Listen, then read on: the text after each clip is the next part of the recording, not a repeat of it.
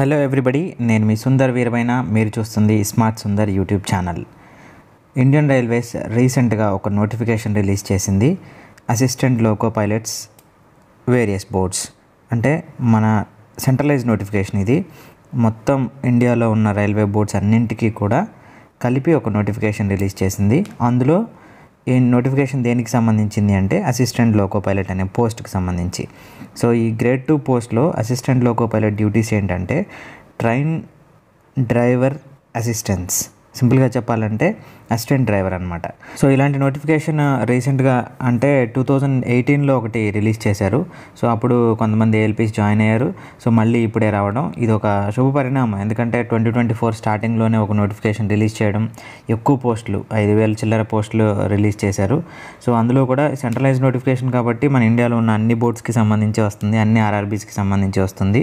అందులో మన south central రైల్వేలో మాత్రం 559, నెక్స్ట్ ఈస్ట్ కోస్ట్ రైల్వే అది కూడా మందే.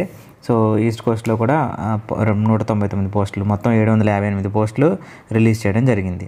సో ఈ 758 డిఫరెంట్ కేటగిరీస్ని బట్టి కూడా రిలీజ్ అయ్యాయి. సో వాటి ప్రకారం మనం అప్లికేషన్ అనేది చేసుకోవచ్చు అనమాట. అయితే ఈ అప్లికేషన్ ఎప్పటి నుంచి స్టార్ట్ చేస్తున్నారు అంటే రేపటి నుంచి 28th January 2024 నుంచి స్టార్ట్ అయ్యి నెల రోజులు నడుస్తుంది. 19th February ఆడ్ అవర్స్ అంటే 23:59 అంటే నైట్ 12 వరకు కూడా నోటిఫికేషన్ లైవ్లో ఉంటుంది. అప్లికేషన్ మనం చేసుకోవచ్చు అనమాట. నెక్స్ట్ ఎలిజిబిలిటీకి వచ్చే వరకు ఎలిజిబిలిటీ చాలా ఇంపార్టెంట్. అంటే ఇందులో అన్ని రకాలుగా ఎలిజిబిలిటీ ఉంటేనే యాక్సెప్ట్ చేస్తుంది అనమాట. ఫర్ ఎగ్జాంపుల్ మీకు అంటే క్యాస్ట్ పరంగా కానీ ఏజ్ పరంగా కానీ ఇదంతా ఉండి సరిగ్గా ఉండి ఫిజికల్గా ఫిట్నెస్ లేకపోతే మాత్రం తీసుకోరు వీళ్ళు. సో ఇందులో మనకు మెయిన్ ఇంపార్టెంట్ విజన్. సో ఈ విజన్ విషయానికి వచ్చే వరకు 6x6 విజన్ అని చెప్పేసి long vision, short vision. So main ఏంటంటే ఈ డ్యూటీసే మనకి ఈ జాబ్ ప్రొఫైలే అలా ఉంటుంది కాబట్టి సో విజన్ ఇంపార్టెంట్. విజన్ కూడా కొంచెం క్రైటీరియా ఇచ్చాడు. సో ఆ విజన్ క్రైటీరియా ఉన్నవాళ్ళు మాత్రమే అప్లై చేయండి. మాకు బాగా అంటే మేము ఎడ్యుకేషన్ పరంగా సూటబుల్ అయ్యాము లేకపోతే ఏజ్ పరంగా సూటబుల్ అయ్యా అని చెప్పి అప్లై చేయొద్దు. విజన్ లేకపోతే మాత్రం లాస్ట్లో రిక్రూట్మెంట్ లాస్ట్ ప్రాసెస్లో మనకు మెడికల్ టెస్ట్ ఉంటుంది, అందులో అన్ఫిట్ చేస్తారు. సో అన్ఫిట్ చేసి ఈ ఎగ్జామ్లన్నీ పాస్ అయ్యాక చెప్పేసి వేరే జాబ్ ఇస్తారేమో అని అనుకోమాకండి. ఈ జాబ్కి ఖచ్చితంగా A1 ఫిట్నెస్ ఉండాలి. ఆ ఫిట్నెస్ క్రైటీరియా కూడా మీకు డిస్ప్లే చేశాను చూడండి. నెక్స్ట్ కమింగ్ టు ఇంకొక ఎలిజిబిలిటీ ఏంటంటే ఎడ్యుకేషన్ క్వాలిఫికేషన్ ఏంటంటే మినిమం మనకి 10th పాస్ అయ్యి, యాక్చువల్గా ఏంటంటే 10th పాస్ అయితే సరిపోదు, 10th పాస్ అవడంతో పాటు ఐటీఐ ఏదైనా గ్రేడ్ ఉండాలి. సో ఈ ఐటీఐ మన గ్రేడ్లో ఎలక్ట్రికల్ కానీ ఎలక్ట్రానిక్స్ కానీ మెకానికల్ కానీ ఆటోమొబైల్స్ కానీ సో ఈ 4, అలాగే డిప్లొమాలో కూడా ఇవే 4, electrical, electronics, mechanical, automobile.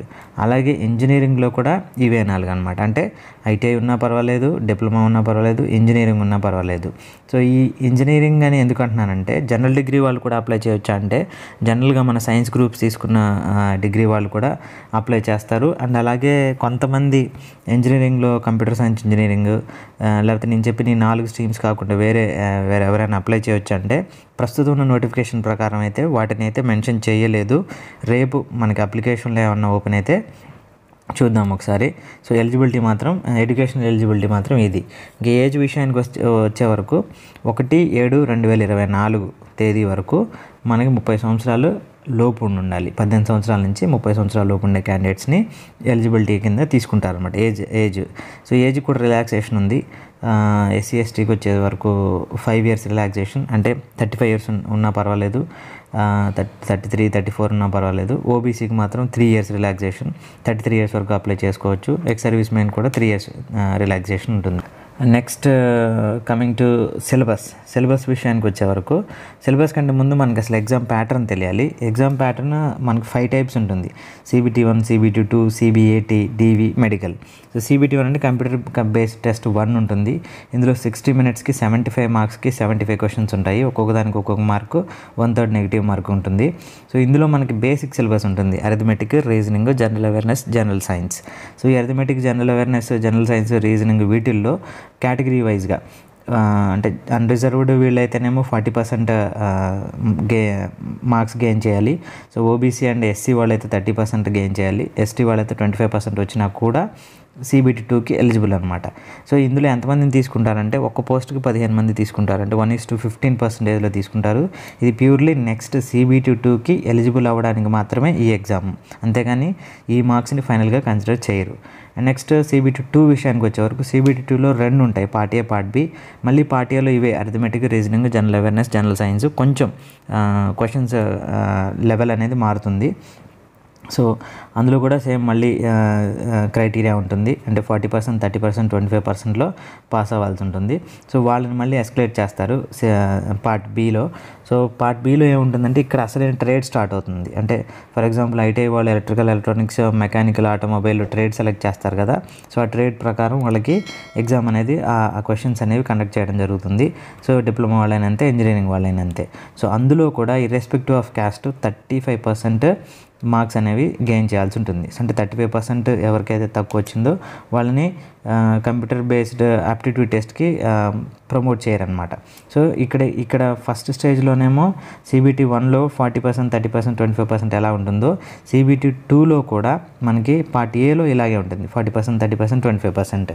And next CBT2లో part B విషయానికి వచ్చేవరకు అందరికీ 35% మార్క్స్ రావాలి ఆప్టిట్యూడ్ టెస్ట్కి ప్రమోట్ చేయడానికి. సో CBT2లో పార్ట్ ఏ వచ్చేసి మనకి 100 క్వశ్చన్స్, 90 minutes టైం ఉంటుంది. పార్ట్ బి వచ్చేసి 75 క్వశ్చన్స్, సేమ్ 60 minutes టైం ఉంటుందన్నమాట.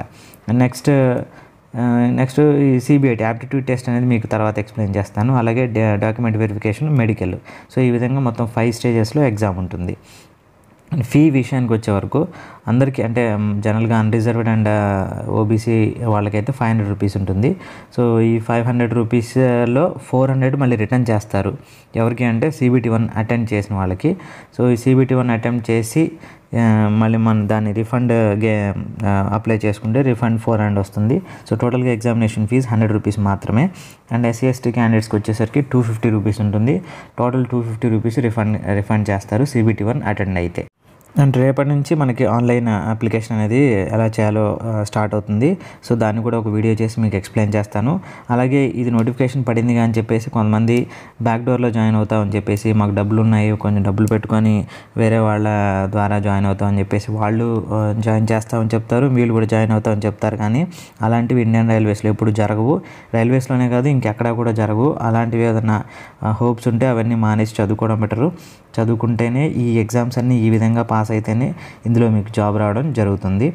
అండ్ ఇంకా నేను as a loco pilot next ఇంకా వేరే మా ఖమ్మంలో ఉండే బ్యాచెస్ కానీ లేకపోతే వేరే ఆన్లైన్ ట్రైనింగ్ కానీ ఈ నోటిఫికేషన్ పూర్తిగా కంప్లీట్ అయ్యేంత వరకు గైడెన్స్ ఇస్తూనే ఉంటాను. సో నా ఛానల్ ఫాలో అవ్వండి ఈ రోజు నుంచి.